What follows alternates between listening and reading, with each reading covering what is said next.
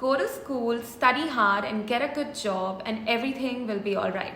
Well, that's never been the recipe to build financial wealth as per the very famous entrepreneur, investor, and author of the Rich Dad series, Robert Kiyosaki. Then, how do you build financial wealth and where to start?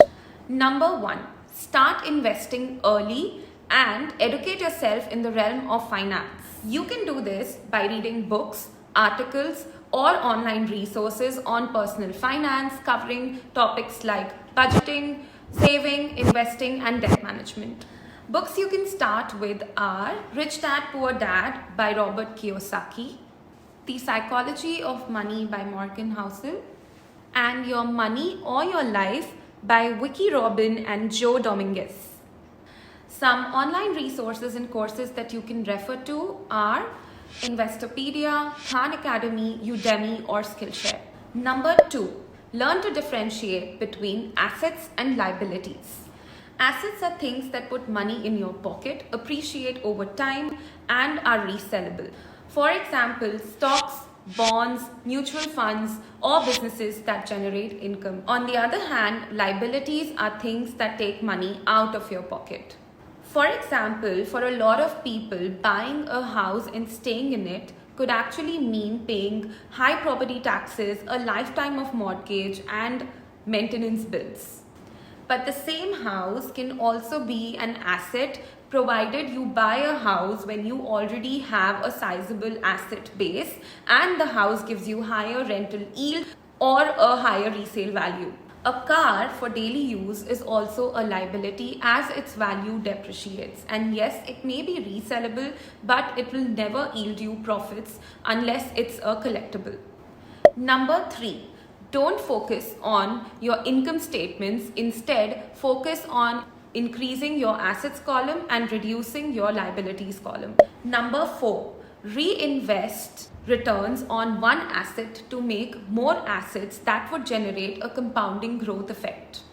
For example, you can reinvest the dividends from your stocks or the interests on your deposits on the same assets to leverage the benefits of compounding. Number five, invest money on assets like stocks and bonds that generate more money in a short period of time. If you buy stocks and invest in a company that's performing well, you may reap the benefits as a shareholder. Will the stock price always be up? No. As per the nature of the market, the stock prices may go up or down depending on various factors like demand or supply. Higher the demand, higher the stock price. You can choose to either gain capital returns on stocks by selling them when the prices are high as compared to what you bought it at. For example, you bought a stock at $5 in the year 2020 and the stock prices increased to $10 in 2023. So now, if you plan to resell your shares at $10, you will gain a profit of $5 per stock. Or, for example, you bought the share at $5 but it took a dip to $3. You can either wait for the stock prices to rise up again or you can sell them if you no longer see the potential in the company. But do not panic sell when your stock prices take a momentary dip. Number six, this may sound counterintuitive, but spend money on yourself first before you settle your bills. This way, you will precisely know how much money you need every month to meet your goals. But of course, stay away from maxing your credit cards and ending up in debts. Number seven, know that it's nearly impossible to build wealth based on your day job. It surely pays your bills and covers your cost of living, but if you want to build wealth, you may have to consider committing some part of your income or time into building a business or your brand that will build your assets, thereby building your wealth. So build a business while you work at your day job and wait for it to become sustainably profitable. And the day it becomes the primary source of your income, you may choose to leave your day job, and that's the day when you will become financially independent.